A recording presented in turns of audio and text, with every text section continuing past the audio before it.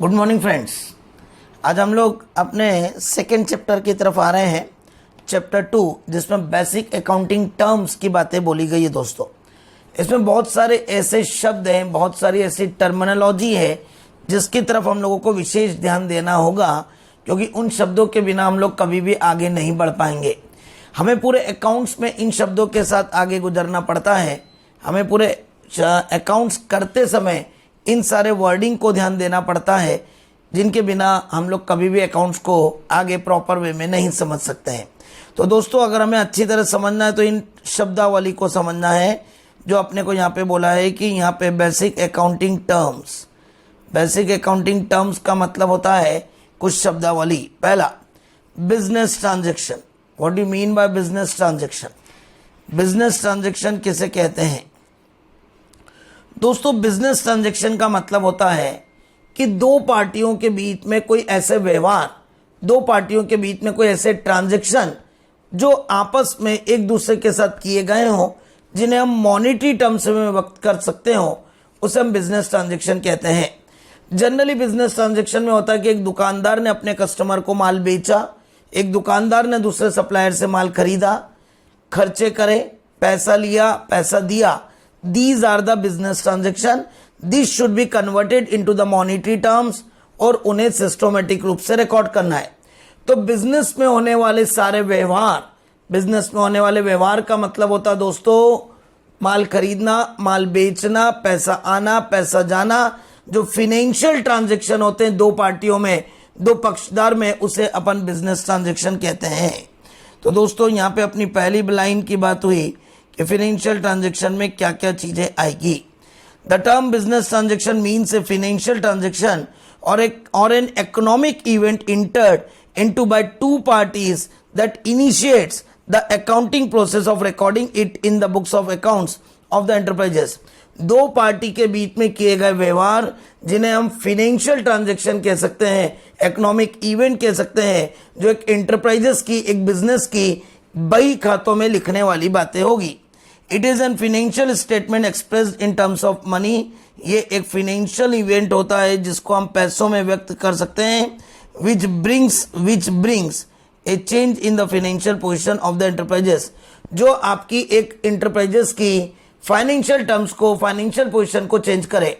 दो पार्टियों के बीच में किए गए बिजनेस के व्यवहार, जिससे आपकी फाइनेंशियल थिंग चेंज हो जाए, जिससे आपकी फाइनेंशियल पोजीशन में बदलाव आ जाए, जिनको हम पैसों में व्यक्त कर सकते हैं, उन्हें हम बिजनेस की बुक्स में सिस्टोमेटिक रूप से रिकॉर्ड कर लें, इसे ही हम बिजनेस ट्रांजैक्शन कहते हैं। ये दो पार्टी के बीच में किए गए व्यवहार हैं। सेवाएं देना, माल खरीदना, पैसा देना, पैसा लेना, goods purchase, goods sale, services देना, सर्विसेज लेना, पैसा देना, पैसा लेना।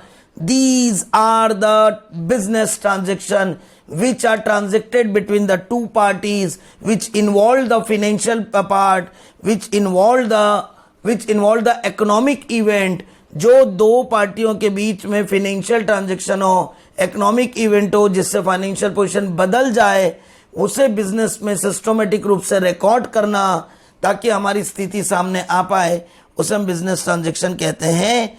Examples of the business transaction are sale of goods, purchase of goods, debtor से पैसा लेना, क्रेडिटर्स को पैसा देना, माल खरीदना, असेट्स को बेचना, इंटरेस्ट का पेमेंट करना, डिविडेंड का पेमेंट करना। तो दोस्तों, दो पार्टीज के बीच में किए गए व्यवहार, जिसमें बिजनेस में माल खरीदना, माल बेचना, डेटर से पैसा लेना, डेटर्स को पैसा देना, क्रेडिटर्स को पैसा देना, खर्चा करना, इंटरेस्ट देना, डिविडेंड देना, ये तमाम बिजनेस ट्रांजैक्शन है जिन्हें हम मनी के रूप में एक्सप्रेस करेंगे, मनी के रूप में रिकॉर्ड करेंगे, जिससे हमारे बिजनेस की फाइनेंशियल पोजीशन, प्रॉफिटेबिलिटी में बदलाव आए, इकोनॉमिक पोजीशन में बदलाव आए, उसे हम बिजनेस ट्रांजैक्शन कहते हैं। सर, ये तो किताबी बात हुई, सिंपल भाषा में समझाओ। आपकी दुकान है, आपके बिजनेस है, आपके बिजनेस में क्या क्या व्यवहार होते हैं? माल खरीदना, माल बेचना, कस्टमर को जो उधार माल बेचा उससे पैसा लेना, जिससे माल उधार खरीदा उसको पैसा देना, खर्चे करना, डिविडेंड लेना, इंटरेस्ट लेना, ये तमाम बिजनेस में होने वाले व्यवहार हैं। इन्हें मनी में कन्वर्ट किया जाएगा, मनी में कन्वर्ट करके इन्हें बिजनेस में रिकॉर्ड किया जाएगा। बिजनेस में रिकॉर्ड करके आपकी फाइनेंशियल पोजीशन में बदलाव आएगा। खत्म। तो all business transaction recorded in A business books expressed in the terms of money, इसे हम बिजनेस ट्रांजेक्शन कहते हैं। It would change your financial position.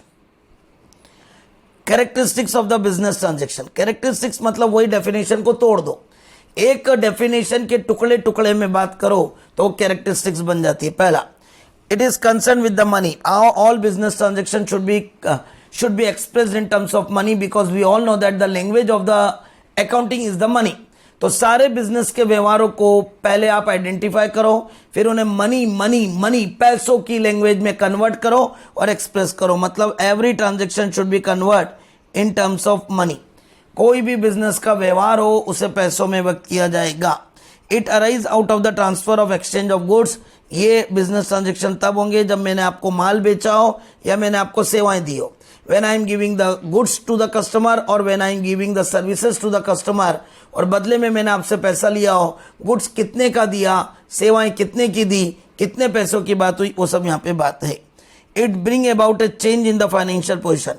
ये हमारी फाइनेंशियल पोजीशन को क्या करता है, बदलाव करता है। बिजनेस के ट्रांजेक्शन करने से हमारी प्रॉफिटेबिलिटी, हमारी फाइनेंशियल पोजीशन, हमारी असेट्स लायबिलिटीज में बदलाव होता है। ये हमारी अकाउंटिंग इक्वेशन होती है। It is an effect of the accounting equation of the business firm. अभी क्या अकाउंटिंग इक्वेशन होती है, बहुत सारे शब्द ऐसे हैं दोस्तों जो धीरे धीरे करके समझ में आएंगे। यहाँ इन्वॉल्वमेंट एक दूसरे का एक दूसरे से लिंक है। धीरे धीरे करके जब पूरा चैप्टर आप पढ़ लोगे, धीरे धीरे करके जब पूरा चैप्टर क्लब कर लोगे, तब जाके मेरे दोस्तों आपको समझ में आएगा कि what do mean by business transaction. Business transaction एक अकाउंटिंग इक्वेशन को बताता है। दोस्तों बिजनेस ट्रांजैक्शन में, हर बिजनेस ट्रांजैक्शन में दो पाथ होगी, एक डेबिट होगी और एक क्रेडिट होगी। जो पाता है उसे डेबिट, जो देता है उसे क्रेडिट, पाने वाले को डेबिट, देने वाले को credit. One side is the debit, another one side is the credit. Accounts दो खंभों पे टिका है मेरे दोस्तों। अकाउंट्स के दो खंभे हैं, एक डेबिट है और एक क्रेडिट है। Debit record and credit record. Accounts में डेबिट और क्रेडिट दो साइड होती है। अकाउंट्स में डेबिट और क्रेडिट पे ही पूरा अकाउंट्स टिका है। कोई भी सीनियर से पूछोगे कि अकाउंट्स क्या है तो बोलेगा accounts is nothing new, it is an only debit credit. Debit and credit are the two sides. पूरा अकाउंट्स उसी पे डिपेंड करता है कि क्या डेबिट होगा क्या क्रेडिट होगा, what is debit and what is credit. Okay दोस्तों, every transaction has two effect. दोस्तों बिजनेस के प्रत्येक ट्रांजेक्शनों का बिजनेस में इक्वल इफेक्ट होता है। एक तरफ आपका डेबिट होगा, एक तरफ आपका क्रेडिट होगा। कभी आपकी असेट्स बढ़ेगी तो कभी आपकी लायबिलिटीज बढ़ेगी, कभी आपकी असेट्स कम होगी तो कभी आपकी लायबिलिटीज कम होगी। तो every transaction has two effect. ऐसा बोला जाता है आगे जाके कि accounting is based on double entry system. Accounting double entry system पे बेस्ड होती है। डबल एंट्री सिस्टम मतलब one is debit, another one is the credit. एक तरफ डेबिट करो, एक तरफ क्रेडिट करो and both the side should be equal. तो accounting is based on the double entry system and every transaction has the two effect. Every business transaction has the two effect. तो प्रत्येक business में होने वाले व्यवहारों का दो जगह प्रभाव पड़ेगा। So accounting is based on the double entry system. Accounting में जो भी ट्रांजेक्शन होंगे, जो भी व्यवहार होंगे, माल खरीदा, जैसे आपने माल खरीदा तो माल आया, पैसा गया। माल बेचा, पैसा आया, माल गया। खर्चा करा, खर्चा बढ़ा, पैसा गया। इनकम हुई, पैसा आया, इनकम बढ़ी। तो every transaction has two effect. आप कोई भी व्यवहार करो उसके दो प्रभाव होंगे। मैं बार बार फिर से बोलता हूं, आपने अपनी दुकान पे माल खरीदा, क्या हुआ, माल आया, पैसा तो जाएगा, पैसा गया। आपने अपनी दुकान से माल बेचा, क्या हुआ, माल गया, पैसा आया। आपने खर्चा करा, क्या हुआ, खर्चा बढ़ा, पैसा गया। आपको इनकम हुई, क्या हुआ, पैसा आया, इनकम बढ़ी। इसका मतलब है कि every transaction has double effect. Every transaction has two effect. Accounting is based on double effect. तो ऐसा बोला जाता है कि every business transaction has dual effect. Accounting is based on double entry system. और डबल एंट्री सिस्टम से या business के ट्रांजेक्शनों का, प्रत्येक बिजनेस के व्यवहारों का दो जगह प्रभाव दोगे। Right. The nature of the transaction is carefully analyse and since affect the financial position of the unit. आपको जो भी बिजनेस के व्यवहार होते हैं उसको केयरफुली एनालिसिस करना है, अकाउंटिंग इक्वेशन अप्रोच को देखना है और उसका आपको केयरफुली इफेक्ट देना है। जैसे मैंने कार खरीदी, कार आई, और पैसा गया। इसका मतलब आपको बिजनेस के होने वाले व्यवहारों को सोचना है, समझना है और उसका इफेक्ट सोचना है। क्या हुआ, क्या चीज हुई, माल आया पैसा गया, कार आई पैसा गया, माल बेचा पैसा आया माल गया, खर्चा हुआ खर्चा बढ़ा पैसा गया। It means every transaction, her business के व्यवहार को केयरफुली एनालाइज करो, केयरफुली सोचो और उसका इफेक्ट बिजनेस में दो। क्योंकि आपने गलत इफेक्ट दे दिया तो फाइनेंशियल पोजीशन चेंज हो जाएगी, आपने सही इफेक्ट दिया तो फाइनेंशियल पोजीशन आपकी सही हो जाएगी। It means you have to give the correct effect of your business transaction का। बिजनेस में होने वाले व्यवहारों को सोचो, समझो, प्रभाव देखो, फिर उसका इफेक्ट दो। अगर आपने उसका व्यवहार ढंग से नहीं समझा, एनालाइज नहीं करा, व्यवहार गलत सोच लिया, इफेक्ट गलत हो गया, फाइनेंशियल पोजीशन गलत हो गई। So every business transaction, business माल खरीदा बेचा, खर्चा करा, इनकम हुई, पैसा आया पैसा गया, हुआ क्या, एवरी ट्रांजेक्शन को आपको एनालाइज करना है, रिकॉर्ड करना है, फिर आपको उसका इफेक्ट देना है। चलें दोस्त, ट्रांजेक्शन क्या है, relationship with the accounting unit. आपको ये देखना है कि बिजनेस ट्रांजेक्शन का रिलेशनशिप किससे, आपका किन व्यवहारों से हो रहा है, आपका बिजनेस का ट्रांजेक्शन हो क्या रहा है। अभी आगे जाके आपको चीजें बहुत सारी समझ में आएगी दोस्तों कि क्या होता है। जैसे मैंने बोला कि आपने कार खरीदी, कार आई पैसा गया, तो एक तो आपका होता है कि क्या हुआ, माल आया, कार आई पैसा गया, मोड ऑफ सेटलमेंट पैसा गया। अब कार आई, नगद खरीदी तो पैसा गया, उधार खरीदी तो क्रेडिट ट्रांजेक्शन में क्रेडिटर्स बढ़े, पर कार तो आई, यूनिट तो आई। तो अभी इन चीजों को समझने में आपको धीरे धीरे टाइम लगेगा दोस्तों, ये वाइड स्कोप है। बड़ी चीज उसने एक साथ बोल दी समरी लाके, अभी एकदम से इन सबको पढ़ोगे तो समझ में नहीं आता है, धीरे धीरे करके समझ में आता है। आपका नया जन्म हुआ है, आपको धीरे धीरे करके चीज समझ में आएगी। एक साथ मत सोचना कि आपने जितने पॉइंट पढ़ लिए सब समझ में आ जाए, क्योंकि ये तो बुढ़ापे का भी कंक्लूजन है। ये तो भयंकर बड़ी चीजों को लाके इन्होंने यहां रख दिया।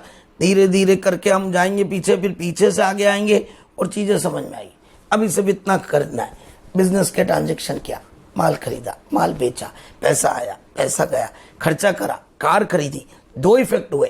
प्रत्येक ट्रांजेक्शन के दो इफेक्ट हुए, एक यूनिट में आई, कार आई, माल आया, नगद खरीदा तो पैसा गया, उधार खरीदा तो क्रेडिटर्स बढ़े। एक हुआ था यूनिट क्या चीज आई, एक होती सेटलमेंट मोड। तो देयर आर टू थिंग, एक दो relationship with the accounting unit क्या चीज आ रही है, और एक उसका सेटलमेंट क्या हो रहा है, पैसा दे रहे हो कि उधार हो रहे हो। तो ये सब चीजें अभी इनको और आगे लोड मत लेना, क्योंकि एंट्रियों के माध्यम से समझ में आएगा। अभी सिर्फ अपने को इतना समझना है कि एक हल्का हल्का समझ में आ जाए क्या होता है दोस्तों। अकाउंट्स क्या होता है, अकाउंट, यहाँ अकाउंटिंग नहीं बोल रहा हूं, अकाउंट। अकाउंट एक रिकॉर्ड होता है दोस्त, अकाउंट एक रिकॉर्ड होता है जो टी शेप में होता है, ऐसा बनता है। इसको अकाउंट भी बोलते हैं, इसको लेजर भी बोलते हैं, इसको अकाउंट भी बोलते हैं, इसको लेजर भी बोलते हैं।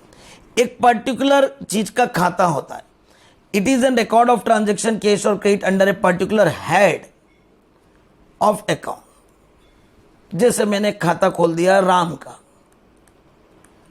अब इसमें राम से रिलेटेड तमाम बातें होगी। राम से कितने का माल खरीदा, उसको कब पैसा दिया, उसको कितना डिस्काउंट दिया, तमाम बातें जो राम से रिलेटेड होगी वो एक जगह आ जाएगी। Ledger, at a glance information, उस व्यक्ति, उस हेडिंग से रिलेटेड सारी जानकारी एक जगह। मैंने बोला सैलरी, इस सैलरी अकाउंट में किस किस को सैलरी दी, कब कब दी। मेरी दुकान पे राम मोहन श्याम नरेश आदमी काम करते हैं, उनको कब कब कितनी कितनी सैलरी दी, तमाम तारीख, डेट, पर्टिकुलर्स, चेक से दी, कैश से दी और अमाउंट, राइट। इसको दी, इतनी तारीख को, इतनी तारीख को, इतने अमाउंट, इतनी अमाउंट। इसका मतलब है कि सैलरी अकाउंट को मैं देखूंगा तो सैलरी से रिलेटेड तमाम जानकारी मुझे एक ही जगह मिल जाएगी। जिसको अपन बोलते हैं ना कि अपन अपने मोबाइल में किसी का नाम का टाइप करते हैं और सेव करते हैं, तो उसमें उसका नाम टाइप करा, उसमें उसका मोबाइल नंबर सेव करा, उसमें उसका एड्रेस सेव करा, उसमें उसका मेल आईडी सेव करा, फिर हमको जब भी उसके बारे में जानकारी चाहिए हमने उसको खोला टाइप करके, उसकी तमाम जानकारी वो एक जगह पे मिल गई। तो ledger, it is an account, all the transaction related to that thing would be available at one place.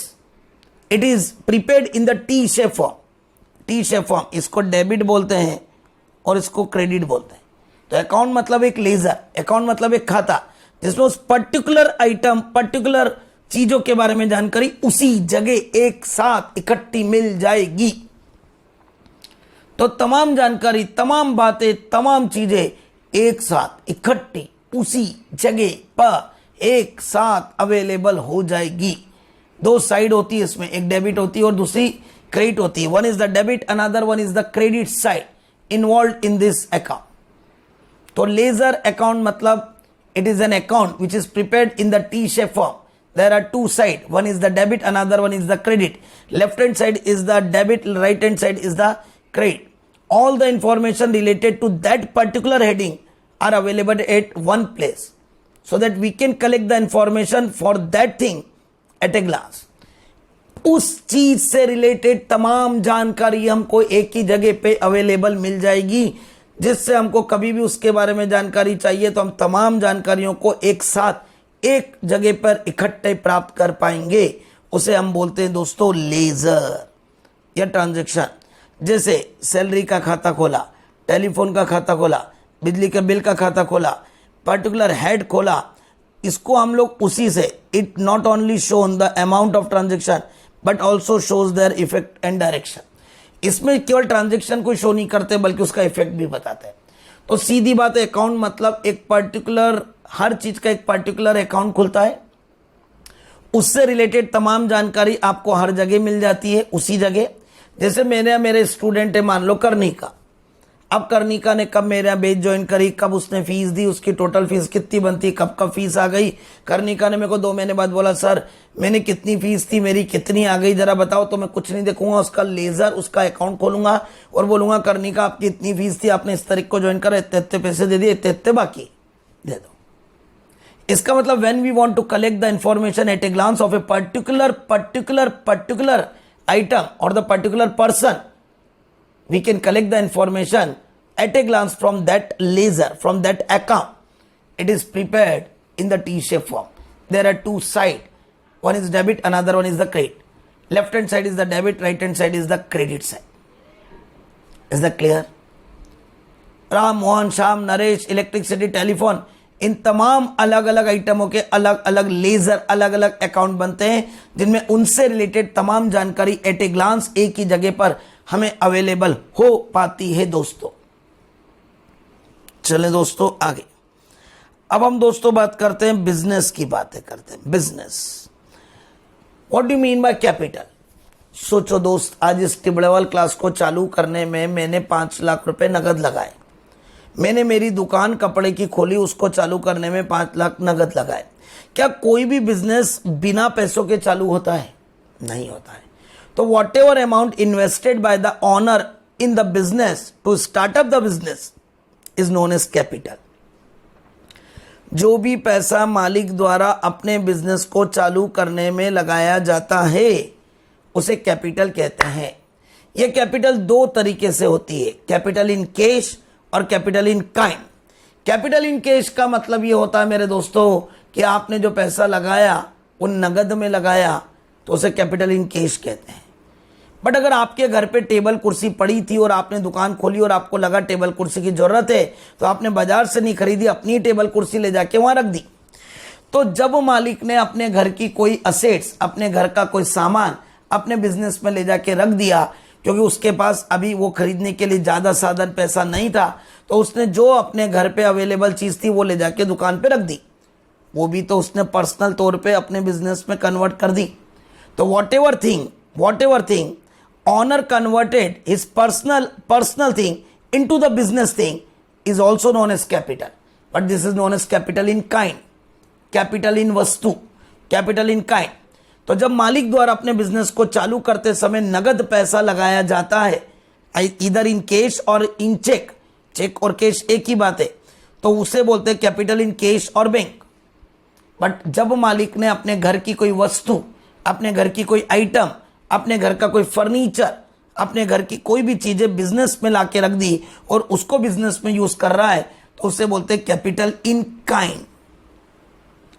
तो whenever owner introduce some amount in cash और something in kind in the business to start up the business is known as capital.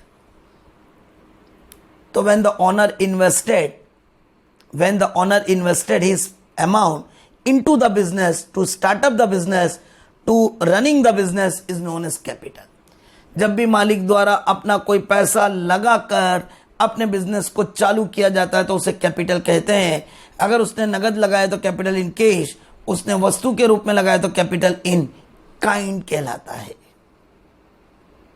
चलो दोस्तों आगे, अगला point आपके सामने। अब दोस्तों इसमें एक और कॉन्सेप्ट आती है, बिजनेस एंटिटी कंसेप्ट। आगे जाके आपको एक एंटिटी कंसेप्ट के बारे में भी यहाँ पे एक आगे थ्योरी आएगी, मैं यही समझा देता हूँ। इसी में एक एंटिटी कंसेप्ट भी बोला गया है कि एंटिटी का मतलब होता है अस्तित्वता, और एंटिटी दो तरह की होती है, एक बिजनेस एंटिटी और एक non business entity. Tibrewal classes is the business entity, Gaurav electronic is the business entity, Reliance company is the business entity, right, Bajaj company is the business entity, but इनके मालिक is the non business entity. Deepak Tibrewal is the person, non business entity. Anil Ambani, Mukesh Ambani is the non business entity. Rahul Bajaj is the non business entity. इसका मतलब entity मतलब अस्तित्व। दीपक टिबड़ेवाल का अस्तित्व और Tibrewal class का अस्तित्व दोनों अलग अलग है। दीपक टिबड़ेवाल एक नॉन बिजनेस एंटिटी पर्सनल अस्तित्व है और टिबड़ेवाल क्लास एक बिजनेस एंटिटी है। इसीलिए बोला जाता है कि मेरा अस्तित्व और टिबड़ेवाल क्लास का अस्तित्व अलग अलग है। मैं और टिबड़ेवाल क्लास एक नहीं हूं। सर हमने तो सोचा आप ही टिबड़ेवाल क्लास हो, आप ही मालिक हो, आप ही सब कुछ हो, आप ही ये हो।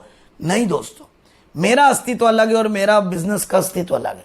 मैं बीमार हो सकता हूं, टिबड़ेवाल क्लास थोड़ी बीमार हो सकती है। मैं जल सकता हूं, मर सकता हूं, टिबड़ेवाल क्लास थोड़ी मर सकती है। दोस्तों आप जब यहां पे आए क्लास में पढ़ने तो आप क्या बोल के आए क्लास घर पे कि हम टिबड़ेवाल क्लास जा रहे हैं कि दीपक टिबड़ेवाल से मिलने जा रहे हैं? बोले सर टिबड़ेवाल क्लास में जा रहे हैं। तो फिर मेरा यहाँ क्या आप मुझसे मिले वो अलग बात है, लेकिन आप घर ये थोड़ी बोल के आए कि हम दीपक टिबड़ेवाल से मिलने जा रहे हैं। मैं आपके घर से बाहर निकल रहा हूं तो आप आवाज क्या मारोगे, दीपक सर कि टिबड़ेवाल क्लास रुक जाओ? बोले सर दीपक सर। इसका मतलब है कि आप जब अपने पापा से, अपने पेरेंट्स से मुझे मिलाओगे तो क्या कह के मिलाओगे, ये हमारे दीपक सर है, हमें अकाउंट्स पढ़ाते हैं, कि ये बोलोगे कि यही टिबड़ेवाल क्लास है? मैं जब मेरे घर जाऊंगा तो मेरी वाइफ मेरे को क्या बोलेगी, आओ टिबड़ेवाल क्लास खाना खा लो। मेरे दोस्त क्या बोलेंगे, चलो टिबड़ेवाल क्लास घूमने चल रहे हो क्या? इसका मतलब वो मुझे दीपक के नाम से बोलेंगे। इसका मतलब मेरा अस्तित्व और टिबड़ेवाल क्लास का अस्तित्व अलग अलग है। I am the non business entity and Tibrewal class is the business entity, that is known as separate business entity. हम दोनों की एंटिटी, हम दोनों का अस्तित्व क्या है, अलग अलग है। तभी तो ये बोला जाता है कि मालिक मैंने, दीपक टिबड़ेवाल ने बिजनेस में जो 5 लाख रुपए लगाए और बिजनेस चालू किया, तो अकाउंटिंग बिजनेस की बुक्स में होती। तो बिजनेस बोलता है कि मालिक दीपक टिबड़ेवाल तूने मेरे को चालू करने में 5 लाख लगाए, तू मेरी लायबिलिटी है, मैं तेरे को 5 लाख रुपए वापस लौटाऊंगा। एक बच्चे ने बोला सर बिजनेस कहां से? बोलेगा दीवालों से, जमीन से। सर ये क्या हो रहा है, आप ही तो टिबड़ेवाल क्लास हो। नहीं हो, टिबड़ेवाल क्लास एक ऑर्गेनाइजेशन है, टिबड़ेवाल क्लास एक संस्था है, राइट। आप फीस मुझे नहीं दे रहे हो, टिबड़ेवाल क्लास को दे रहे हो। वो अलग बात है, टिबड़ेवाल क्लास में मैं मेहनत कर रहा हूं तो मेरे पास आएगी, लेकिन टिबड़ेवाल क्लास की अपनी एक आइडेंटिटी है। आपको अगर कभी कोई शिकायत होती है तो आप कभी केस लगाते हो तो टिबड़ेवाल क्लास पे लगाओ। आपको रिलायंस के फोन पे अगर कभी कोई तकलीफ आती है तो आप मुकेश अंबानी पे केस नहीं लगाओगे, आप रिलायंस कंपनी पे लगाओ। इसका मतलब है कि मेरा अस्तित्व और टिबड़ेवाल क्लास का अस्तित्व अलग है, मुकेश अंबानी और रिलायंस कंपनी का अस्तित्व अलग अलग है। तभी तो मैंने जो पैसा बिजनेस में लगाया तो टिबड़ेवाल क्लास बोलती है कि मेरे को ये पैसा मेरे मालिक ने लगाया है, 5 लाख रुपए, मुझे मेरे मालिक को ये पैसा वापस लौटाना है। तो बिजनेस के लिए ये लायबिलिटी है, कर्जा है, दायित्व है, जो बिजनेस को अपने मालिक को वापस चुकाना है, कमा के देना है। इट मीन्स अकाउंट्स में ऐसा बोला जाता है कि मालिक और बिजनेस दोनों अलग अलग है, ऑनर और टिबड़ेवाल क्लास अलग अलग है। दीपक टिबड़ेवाल एक नॉन बिजनेस एंटिटी, उसका अस्तित्व अलग है। टिबड़ेवाल क्लास एक अलग अस्तित्व है, उसकी एंटिटी बिजनेस एंटिटी है। तो ऑनर एंड बिजनेस बहुत है, सेपरेट लीगल एंटिटी। मालिक और बिजनेस दोनों का अस्तित्व क्या है, अलग अलग है।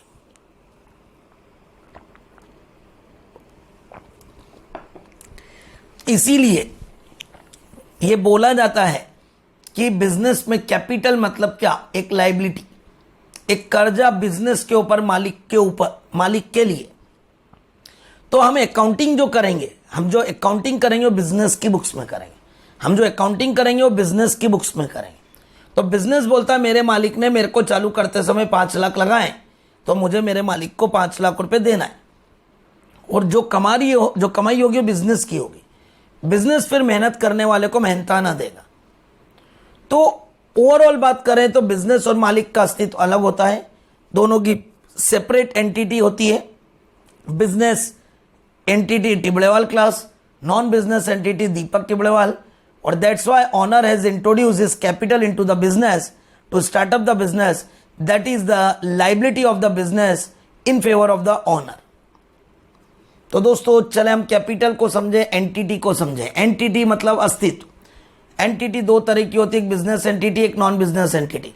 बिजनेस एंटिटी मतलब वो एंटिटी जिसका अस्तित्व एक बिजनेस के रूप में होता है। Tibrewal class, Reliance company, Colgate company, ये सब बिजनेस एंटिटी है। और person non business entity Deepak Tibrewal और बिजनेस टिबड़ेवाल क्लास का अस्तित्व अलग अलग है। कैपिटल का मतलब होता है मालिक ने अपने बिजनेस को चालू करते समय जो पैसा लगाया है उसे कैपिटल कहते हैं। बिजनेस इसे अपनी बुक्स में लाइबिलिटी के तौर पे, कर्जे के तौर पे, दायित्व के तौर पे रखती है और बोलती है कि मेरे मालिक ने जो 5 लाख रुपए मेरे को चालू करने में लगाए हैं वो मैं मेरे मालिक को वापस कमा के लौटाऊंगी। वैसे ही दोस्त एक वर्ड आता है ड्राइंग्स। ड्राइंग्स का मतलब होता है कि जब मालिक द्वारा अपने बिजनेस में से पैसा घर खर्च के लिए निकाल लिया जाता है, जब मालिक द्वारा अपने बिजनेस में से पैसा घर खर्च के लिए निकाल लिया जाता है तो उसे ड्राइंग्स कहते हैं। When the owner withdraw the amount from his business, जब मालिक द्वारा अपने बिजनेस में से पैसा निकाल लिया जाता है तो उसे ड्राइंग्स कहते हैं।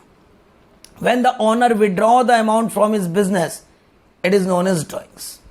जब मालिक द्वारा अपने बिजनेस में से कुछ पैसा विड्रॉ कर लिया जाता है, जब मालिक द्वारा अपने बिजनेस में से कुछ पैसा निकाल लिया जाता है घर खर्च के लिए तो उसे ड्राइंग्स कहते हैं। तो when owner withdraw the amount from his business for personal use, it is known as drawings. जब मालिक द्वारा अपने बिजनेस में से कुछ पैसा बिजनेस से अपने पर्सनल उपयोग के लिए, अपने पर्सनल यूज के लिए निकाल लिया जाता है तो उसे ड्राइंग्स कहते हैं, उसे आरंट कहते हैं। तो वापस एक लाइन, अपने बिजनेस में मालिक ने मेहनत करी, मालिक ने काम किया, अब मालिक को अपने घर खर्च के लिए पैसा चाहिए। बिजनेस में जो पैसा आया, बिजनेस में जो कमाई आई, उस कमाई में से मालिक ने कुछ पैसा निकाल के अपनी जेब में रख के घर ले गया घर खर्च के लिए। मतलब ऑनर ने बिजनेस में से कुछ पैसा घर के लिए निकाल लिया, इसे ड्राइंग्स कहते हैं। कैश निकाल लिया तो इसे बोलते हैं ड्राइंग्स इन कैश। और मान लो कि मालिक के बिजनेस में अगर कोई वस्तु है, मान लो कपड़े का बिजनेस है और मालिक ने अपने खुद के पहनने के लिए कुछ कपड़े वहां से निकला के सिलवा लिए तो इसे बोलते हैं ड्राइंग्स इन काइंड। तो when the withdrawn by in cash तो it is known as drawings in cash, but when the withdrawn in the form of goods it is known as drawings in the form of kind. तो दोस्तों वही बात है, मालिक ने लगाया तो कैपिटल निकाला तो ड्राइंग्स, लगाया तो कैपिटल निकाला तो ड्राइंग्स, लगाया कैश कैपिटल इन कैश, निकाला कैश ड्राइंग्स इन कैश, लगाया in kind capital in kind, निकाला in kind drawings in kind. Business चालू करने के बाद बीच में बिजनेस को और पैसों की जरूरत पड़ी और मालिक ने बीच में और पैसा लगा दिया तो इसे एडिशनल कैपिटल कहते हैं। बिजनेस चल रहा है, बिजनेस में पैसों की और जरूरत पड़ी, मालिक ने अपने घर से और पैसा लगा दिया तो उसे एडिशनल अतिरिक्त पूंजी कहा जाता है। उम्मीद करता हूं दोस्तों कैपिटल और ड्राइंग्स समझ में आया होगा। शॉर्ट में बोलूंगा एक एक लाइन। जब मालिक द्वारा अपने बिजनेस को चालू करने के समय कुछ पैसा या वस्तु लगाई जाती है तो उसे कैपिटल कहते हैं। नगद पैसा लगाए तो कैपिटल इन काइंड, कैश वस्तु के रूप में लगाए तो कैपिटल इन काइंड होता है। जब बिजनेस चलता रहता है और पैसों की जरूरत पड़ती है और बीच में मालिक और पैसा लगाता है तो इसे एडिशनल कैपिटल कहते हैं। ये एडिशनल कैपिटल भी इन कैश और इन काइंड हो सकती है। ब्रेक। अब मालिक को जब घर खर्च के लिए पैसों की जरूरत पड़ी और मालिक ने अपने बिजनेस में से अपने घर खर्च के लिए पैसा निकाल लिया तो इसे ड्राइंग्स कहते हैं। ये ड्राइंग्स इन कैश भी हो सकती है, ये ड्राइंग्स इन काइंड भी हो सकती है। अब दोस्त आता है लाइबिलिटी। लाइबिलिटी मतलब ऑब्लिगेशन। लाइबिलिटी का मतलब होता है मेरे दोस्तों ऑब्लिगेशन। लाइबिलिटी का मतलब होता है दोस्तों मेरे कर्जा। तो जब बिजनेस के ऊपर किसी प्रकार की कोई ऑब्लिगेशन होता है, कोई कर्जा होता है, तो उसे अपन लाइबिलिटी कहते हैं। लाइबिलिटी को पढ़ने के पहले हम थोड़ा सा कुछ और शब्दों से परिचित करेंगे, जैसे लोन। हमने कहीं से लोन लिया, वापस चुकाना है, हमारा कर्जा है, दायित्व है। दायित्व मतलब ही कर्जा, कर्जा मतलब ही लाइबिलिटीज, लाइबिलिटीज मतलब ही ऑब्लिगेशन, ऑब्लिगेशन मतलब ही tension. when we took the loan from the bank, when we took the loan from the friend, when we took the loan from the relative, तो क्या मैंने उससे कर्जा लिया है?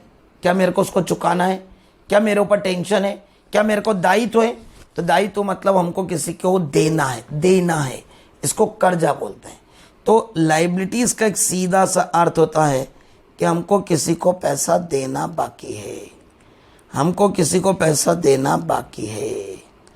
देने का मतलब होता है कि हमको किसी को लाइबिलिटीज लोन देना, हमने लोन लिया था, पैसा चुकाना बाकी है। अब दोस्तों ये जो लाइबिलिटीज होती है दो तरह की होती है। अगर हमको किसी को पैसा जो देना है वो 1 साल के बाद देना है, आफ्टर 1 ईयर देना है, 12 मंथ, तो इसे बोला जाता है मेरे दोस्तों non current liabilities. Non current liabilities. और हमको किसी को विद इन 1 ईयर देना है, विद इन 1 ईयर, 1 साल के अंदर अंदर देना है, तो इसे बोला जाता है दोस्तों करंट लाइबिलिटीज। करंट लाइबिलिटीज, पक्की बात है। तो पहले तो हम समझें कि what do you mean by non current liabilities and what do you mean by current liabilities.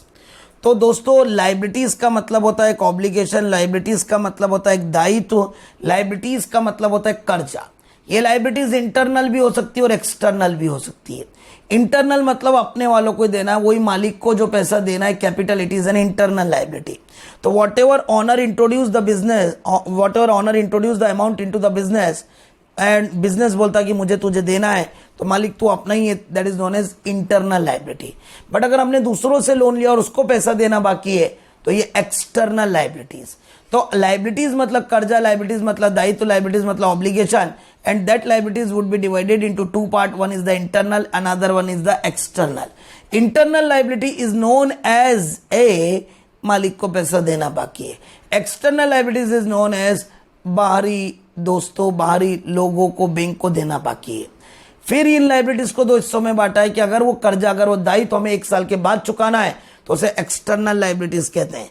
अगर वो कर्जा, वो दायित्व हमें 1 साल के अंदर चुकाना है, तो उसे इंटरनल लाइबिलिटी कहते हैं। तो लाइबिलिटीज एक्सटर्नल है कि लाइबिलिटीज इंटरनल है, ये हमको समझने की जरूरत है कि लाइबिलिटीज इंटरनल है कि लाइबिलिटीज एक्सटर्नल है।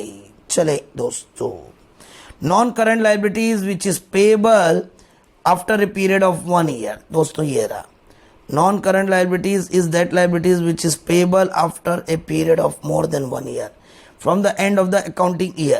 Example of non-current liabilities are the long-term loan, debenture. मैंने किसी से लंबे समय के लिए लोन लिया। डिबेंचर मतलब ऋण पत्र, वही कंपनी की भाषा में लोन लेना और लंबे समय के बाद पैसा देना, इसे डिबेंचर कहते हैं। करंट लाइबिलिटीज मतलब वो लाइबिलिटीज जो विद इन 1 ईयर देना है मेरे को, which is payable within 12 month from the end of the accounting period. Example of the current liabilities are the creditors, bills payable, short term loans. अब creditors क्या होते हैं दोस्तों, डेटर्स क्या होते हैं, ये भी अपने को समझना है। क्रेडिटर्स और डेटर्स को मैं भी समझाता हूं, बट बिफोर दैट हम लोग इसकी बातचीत करें तो बेसिकली नॉन करंट लाइबिलिटीज और करंट लाइबिलिटीज को डेप्थ में अगर अपन समझे, तो डेप्थ में ये कि वो लाइबिलिटी, वो कर्जा जो 12 महीने के बाद चुकाना है, वो लाइबिलिटी, वो कर्जा जो हमको 1 साल के बाद चुकाना है, वो लोन वो जो हमने लिया है जो 1 साल के बाद चुकाना है, वो नॉन करंट लाइबिलिटीज होती है। और वो लाइबिलिटीज जो विद इन 1 ईयर चुकाना है, उसे करंट लाइबिलिटीज कहते हैं। और डेप्थ में इसमें आएगी बातें, धीरे धीरे करके समझ में आएगी, सब चीजें रहेगी। अब हम अगला पॉइंट पढ़ें, उसके पहले हम थोड़ा सा 1 2 4 इन चीजों को और लें वापस अपने। पहले हमने लिया लाइबिलिटीज। अब लाइबिलिटीज में कैपिटल भी एक लाइबिलिटीज है, बट कैपिटल इंटरनल लाइबिलिटीज है। हमने माल उधार खरीदा, पैसा देना बाकी, एक्सटर्नल लाइबिलिटीज है। हमने लोन लिया, पैसा देना बाकी, एक्सटर्नल लाइबिलिटीज है। अगर वो लोन हम 1 साल के अंदर ही चुकाते हैं, अगर वो लोन हम 1 साल के अंदर ही चुकाते हैं तो उसे अपन इंटरनल लायबिलिटी कहते हैं। अगर वो लोन हम 1 साल के बाद चुकाते हैं तो उसे हम एक्सटर्नल लायबिलिटी कहते हैं। तो if the loan is repayable after 1 year तो इससे it is an external liabilities, but if the loan is repayable within the 1 year it is known as internal liability, right. तो यहां पे दोस्तों 1 minute,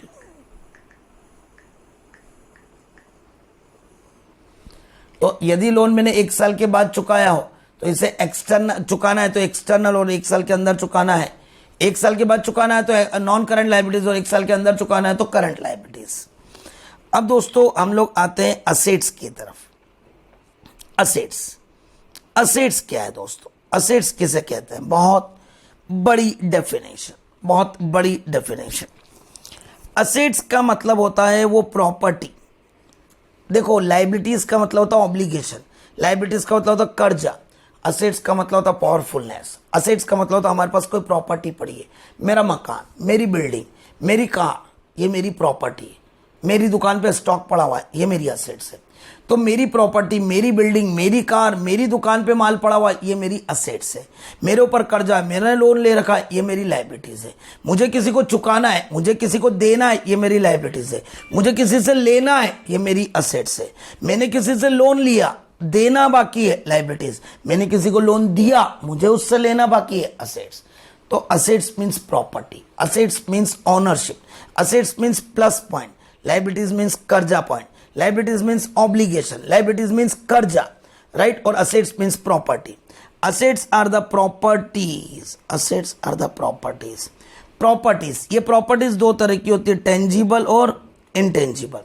tangible मतलब वो जो दिखती है, जिसको टच कर सकते हो, जिसको हाथ लगा सकते हो, जिसको बता सकते हो, ये टच, ये कैलकुलेटर, ये टेंजिबल, ये एसी का रिमोट टेंजिबल, ये मोबाइल, ये tangible, plant machinery, furniture, cash, goods, assets मतलब furniture, plant machinery, these are the tangible assets मतलब वो असेट जिसको देख सकते हैं, टच कर सकते हैं, बता सकते हैं, ये रही कैश, मोबाइल, राइट, ये कैलकुलेटर, एसी का रिमोट, ये सब हमारी टेंजिबल है, दिखती है, टच कर सकते हैं। इंटेंजिबल दिख ही नहीं रही, महसूस हो रही। गुडविल, इमेज, मेरी प्रेस्टीज, मेरा नाम, टिबड़वाल क्लास का नाम, दीपक टिबड़वाल का नाम, इंटेंजिबल। गुडविल, मैं बहुत सालों से पढ़ा रहा हूं, सेवाएं दे रहा हूं, बच्चों के साथ अच्छा व्यवहार है, अच्छी सब इमेज है, ये इमेज है जिसको सुन के आप मेरी क्लास अटेंड कर रहे हो, मेरा नाम सुन के आप अटेंड कर रहे हो, मेरे बारे में सुन के आप अटेंड कर रहे हो। मेरे को आइसक्रीम खानी है, टॉप एंड टाउन की खानी है, मेरे को घूमने जाना है, मेरे को पैटिस खानी है, विजय चाट हाउस की खानी है, मेरे को फलाना जगह पे ये काम करना है, उसका नाम ब्रांड है। तो जिसका नाम होता है, ब्रांड होता है, इमेज होती है, उसे गुडविल कहते हैं। वो कहाँ दिखती है? महसूस होती है। भाई हमको तो जीन्स पहनना है, इसकी पहनना है, हमको तो घड़ी पहनना है, टाइटन के पहनना है, हमको तो ये करना है, इसी का करना है, ये इमेज है, ब्रांड है गुडविल। इसे इंटेंजिबल असेट्स कहते हैं। ये भी असेट्स होती है बट ये दिखती नहीं। पेटेंट, हमने एक फार्मूला बनाया, कोरोना की वैक्सीन बनाई, राइट, पेटेंट फार्मूला बनाया, दवाई बनाने का फार्मूला बनाया, राइट, तो ये हमारी एक पेटेंट हुआ, फार्मूला हुआ। हमने अपने नोट्स बनाए, इसकी कोई कॉपी नहीं कर सकता, मेरी प्रॉपर्टी है, मेरी असेट्स है, पर ये कहां दिख रही है? नोट्स है मेरे, पावर है मेरे पास, अधिकार है मेरे पास, कॉपीराइट। तो कॉपीराइट हुई, पेटेंट हुआ, फार्मूला हुआ, गुडविल हुई, ये मेरी इंटेंजिबल असेट्स है। तो दोस्तों goodwill intangible assets, patent, formula intangible assets, copyright, अधिकार इंटेंजिबल असेट्स। तो properties are divided into the tangible, दिखने वाली, न दिखने वाली। टेंजिबल मतलब which can be touch, which can be seen, intangible which can not be touch, which can not be seen, only realize, only महसूस करना। Owned by the entity और enterprises, जो मालिक की है, जो बिजनेस की है, जिसका ऑनरशिप बिजनेस के पास है। दे आर इकोनॉमिक रिसोर्सेज, जो हमारे बिजनेस में इकोनॉमिक रिसोर्स करती है, जिसकी सहायता से हम पैसा कमाते हैं, जिसकी सहायता को हम यूज करते हैं, जिसको हम यूज करके कमाते हैं। मैं क्या करता हूं, मेरी क्लास में फर्नीचर है, टेबल कुर्सी है, क्या मैं उसका यूज करता हूं? आप आते हो, बैठाता हूं, कमाता हूं उससे। बोले सर वो थोड़ी कमाई देती। क्यों नहीं कमाई देती? आप आते हो, बैठते हो, यूज करते हो, तभी तो मेरे को उससे कमाई आ रही। बोर्ड जिस पर मैं लिख रहा हूं, आईपैड, कंप्यूटर, लैपटॉप, इन पे मैं लिख रहा हूं। दीज आर आवर असेट्स, जो मेरे लिए इकोनॉमिक रिसोर्स पैदा कर रही है, जो मेरे लिए कमाई का साधन दे रही है, जो मेरे को कमाई पैदा कर रही है। तो assets are the economic resources of the business. In other words, anything which will be enable to firm to get economic benefit in the future in an assets. वो बोलता है, बोले कोई भी ऐसा रिसोर्स, कोई भी ऐसी चीज जो आपके बिजनेस में आपको कमाने में मदद करती है, जो आपके बिजनेस में आपको इनकम जनरेट करने में मदद करती है, जो लॉन्ग टर्म फ्यूचर में यूज होती है, जो लंबे समय के लिए आपका काम करती है, जो लंबे समय के लिए आपके साथ रहती है, जो इकोनॉमिक बेनिफिट पैदा करती है, जिसको यूज करके, जिसका उपयोग करके आप कमाते हो. Example of the assets are land, जमीन जिसको मैं यूज करता हूं, जिससे मैं कमाता हूं. बिल्डिंग जिसमें मैं मेरी क्लास चलाता हूं. मशीनरी जिसमें मैं गुड्स बनाता हूं. फर्नीचर, टेबल कुर्सी जिसका मैं यूज करके काम करता हूं. दुकान पे रखा हुआ स्टॉक जिसको मैं बेच के कमाता हूं. डेटर्स क्या होता भी समझाता हूं. डेटर्स मतलब ये होता है कि अगर मैंने अपनी दुकान से किसी को उधार माल बेचा और मुझे उससे पैसा लेना बाकी है, उसने अभी तक मुझे पैसा नहीं दिया, तो मुझे उससे पैसा लेना बाकी है. जैसे मैंने मेरी दुकान से राम नाम के व्यक्ति को 10,000 रुपये का माल उधार बेचा दोस्तों, उसने मुझे अभी तक पैसा नहीं दिया पर दे देगा. तो मेरे को जिससे पैसा लेना बाकी है, जिसको मैंने उधार माल बेचा, उसे डेटर्स कहते हैं. उसे डेटर्स कहते हैं. तो जब मैं किसी को उधार माल बेचता हूं और उससे पैसा लेना बाकी है, तो उसे डेटर्स कहते हैं. जब मैं किसी से उधार माल खरीदता हूं, उसे पैसा देना बाकी है, तो उसे क्रेडिटर्स कहते हैं. तो सीधी बात है, हमारे कस्टमर जिन्हें हम उधार माल बेचते हैं, उनसे पैसा लेना बाकी है, डेटर्स. हमारे सप्लायर जिनसे हम माल खरीदते हैं, उनको पैसा देना बाकी है, उन्हें हम क्रेडिटर्स कहते हैं. Creditors is our liability, debtors is our assets. Debtors is our assets, creditors is our liability. Cash and bank balance. Trademark, trademark मतलब अपना मोनो, क्लास का मोनो, टीसी ऐसा. ये टीसी का अपना अगर मोनो बात करें तो ऐसा, right. TPA, TPA, right.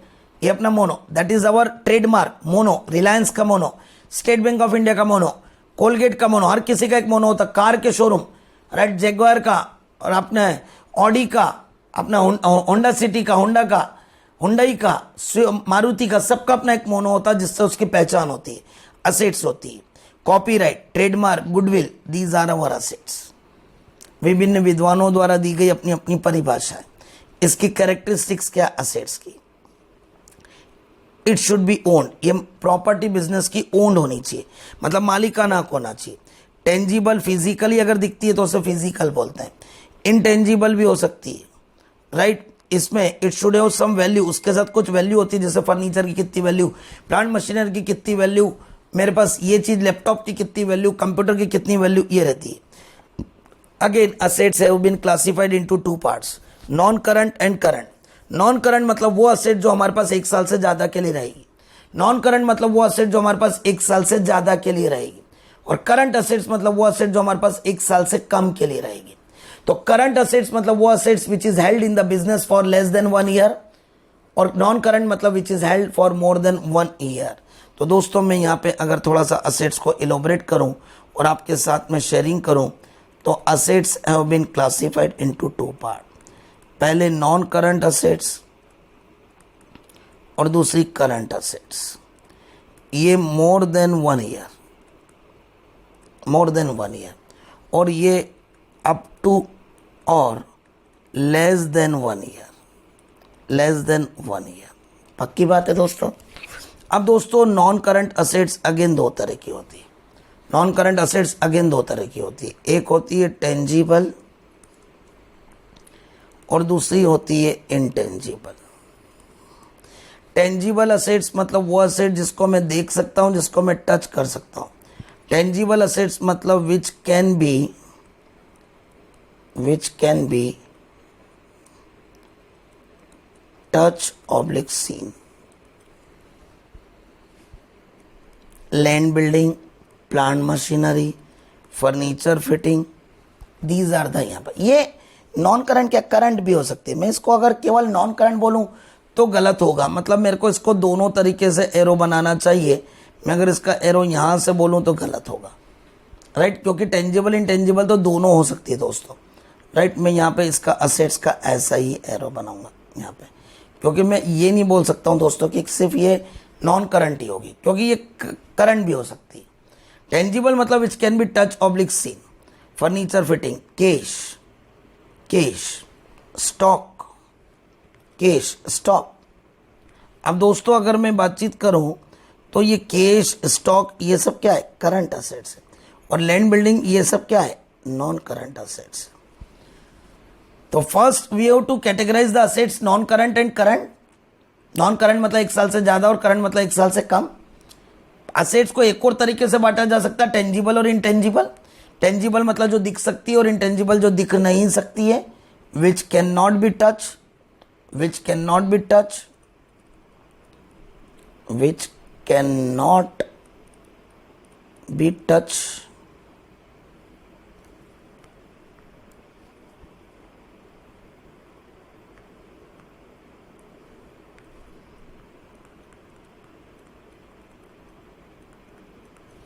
which cannot be touched, oblique seen। अब इसको अगेन अपन इसके एग्जाम्पल से चलें, राइट। तो यहां पे क्या हो गया बेटा? पहला goodwill,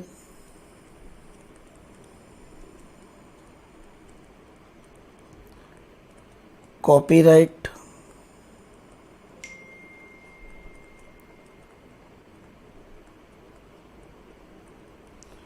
right, goodwill, patent, copyright, trademark, licence. तो goodwill, patent, copyright, trademark, licence, ये सब चीजें। लाइसेंस वगैरह भी मैं समझाऊंगा। ये ट्रेडमार्क मतलब मोनो, कॉपीराइट मतलब राइट, पेटेंट मतलब फार्मूला, और गुडविल मतलब आपकी इमेज। गुडविल मतलब आपकी इमेज, गुडविल मतलब इमेज।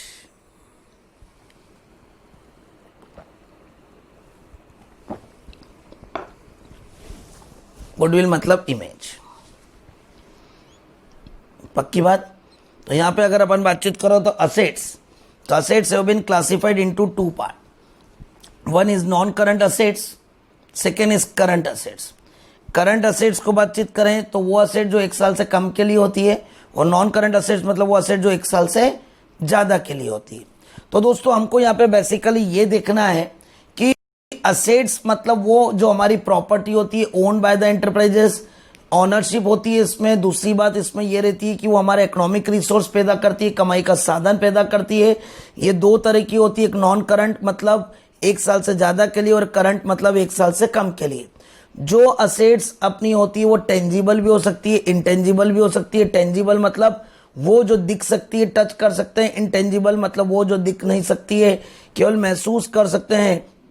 जैसे दिखने वाली असेट्स हुई लैंड, बिल्डिंग, प्लांट, मशीनरी और फर्नीचर एंड फिटिंग। अब इसमें अगर मैं और एग्जांपल बोलूं तो मैं यहाँ पे नॉन करंट असेट्स के उदाहरण में, नॉन करंट असेट्स के उदाहरण में यहाँ पे बेसिकली जो दूंगा वो यहाँ पे लंबे समय के लिए, ये करंट असेट्स है, राइट। ये यहाँ पे नॉन करंट असेट्स होती है और ये करंट असेट्स होती है। अगर मैं इन्हीं में बंटवारा करूँ तो नॉन करंट असेट्स में टेंजिबल भी हो सकती है, लैंड, बिल्डिंग, प्लांट, मशीनरी, वही, right, furniture and fitting, computer, vehicle. इनको मैं बोलूँगा, व्हीकल मतलब गाड़ी, मतलब कार, स्कूटर, 2 व्हीलर, ये सब मैं बोल सकता हूँ इनको tangible non current assets, tangible non current assets.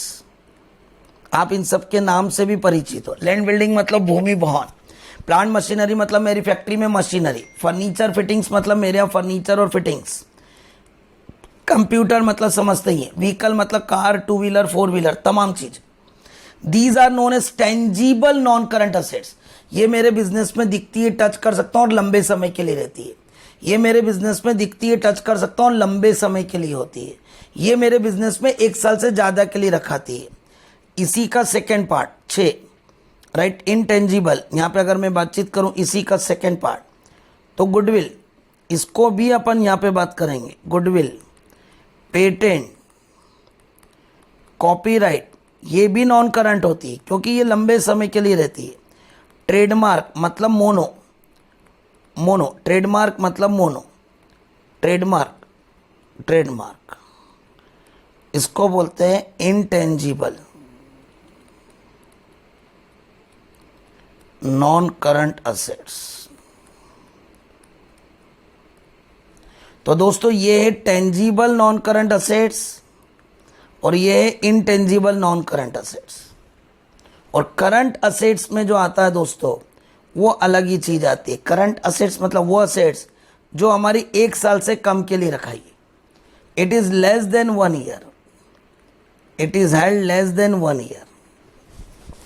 इसमें हमारी दुकान पे पड़ा हुआ कैश बैलेंस आज है कल चेंज हो जाएगा। बैंक बैलेंस आज बैंक में कल चेंज हो जाएगा। हमारी दुकान पे पड़ा हुआ स्टॉक आज है कल बिक जाएगा। ये चेंज होते रहते हैं, ये चेंज नहीं होते रहते।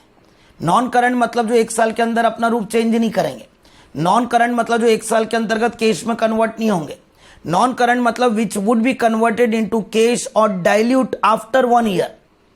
लेकिन करंट असेट्स मतलब which would be change in the form of that thing with in 1 year. 1 साल में अपना स्वरूप अपना रूप चेंज कर लेंगे, चीजें खत्म हो जाएगी, बदल जाएगी। डेटर्स, मैंने अपनी दुकान से माल बेचा, उधार पैसा लेना बाकी है। Then when I am sending the goods to the customer on credit basis और मुझे उनसे पैसा लेना बाकी है तो उसे अपन डेटर्स कहते हैं। दोस्तों कैश बैलेंस आज है कल आ गया, बैंक बैलेंस आज है कल कम हो गया, स्टॉक आज है कल बिक गया, डेटर्स मुझे आज लेना था कल तूने दे दिया। ये वो चीजें होती है जो अपना रूप 1 साल में कन्वर्ट कर देती है। ये वो होती है जो 1 साल में अपना रूप चेंज कर देती है।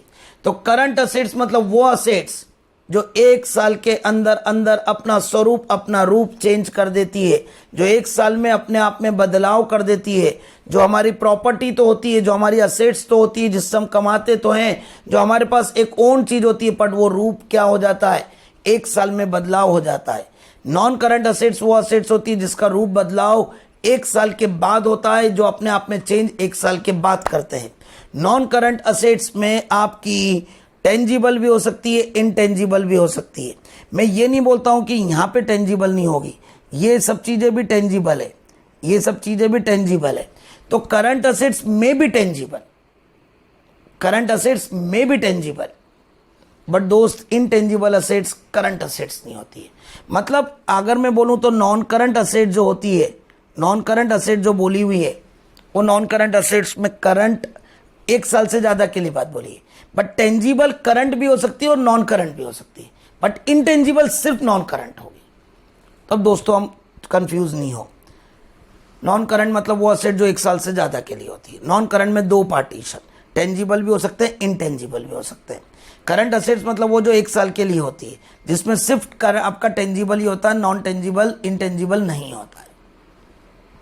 तो दोस्तों स्लो मोशन में बात करूं, असेट्स मतलब वो प्रॉपर्टी जो टेंजिबल या इनटेंजिबल हो सकती है, वो हमारी इकोनॉमिक रिसोर्स पैदा करने का साधन होती है, जो मालिक जो एंटरप्राइजेस की ओन्ड होती है। इसमें टेंजिबल का मतलब होता है जो असेट्स हमारे को दिख सकती है, इनटेंजिबल जो दिख नहीं सकती है। फिर 2 पार्टीशन होते हैं, नॉन करंट की करंट। नॉन करंट मतलब वो जो 1 साल से ज्यादा के लिए होती है, और करंट मतलब वो जो 1 साल से कम के लिए होती है। नॉन करंट में अगेन 2 पार्टीशन होते हैं, टेंजिबल और इनटेंजिबल। टेंजिबल मतलब वो जो दिख सकते हैं, टच कर सकते हैं, और इंटेंजिबल मतलब वो जो दिख नहीं सकते हैं, राइट, जिनको केवल महसूस कर सकते हैं। असेट्स हमारे लिए प्लस वाला पॉइंट है और लाइबिलिटीज मतलब हमारे लिए नेगेटिव वाला पॉइंट है।